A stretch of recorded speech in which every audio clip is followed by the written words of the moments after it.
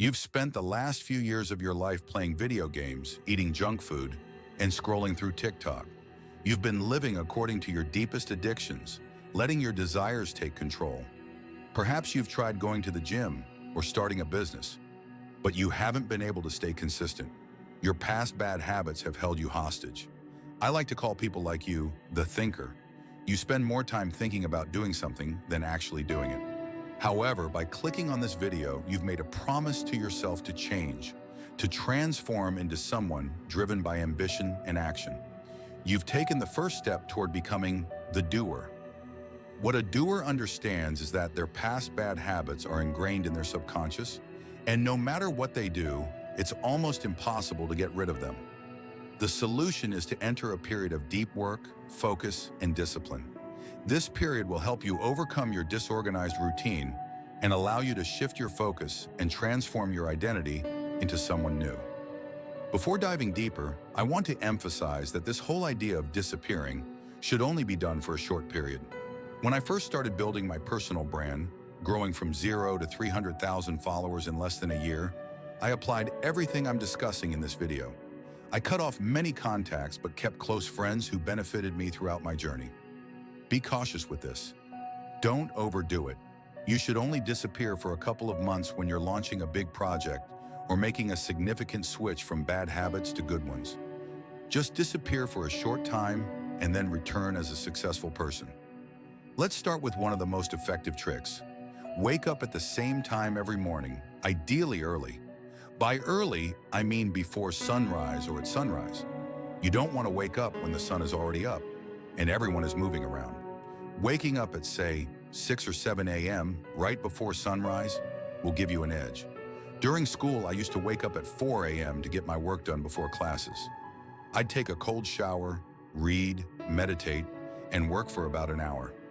Honestly, I did this for only 2 weeks before thinking it was insane and going back to waking up at 6 or 7 a.m. However, I was still getting up before most people and had enough time to complete my task before school. Waking up when the sun is coming up makes it easier. It trains your discipline. The more you do it, the easier it becomes. Next, I want you to recognize that your phone is your worst enemy. I have mine here because I'm watching myself, but normally you don't want your phone next to you while working.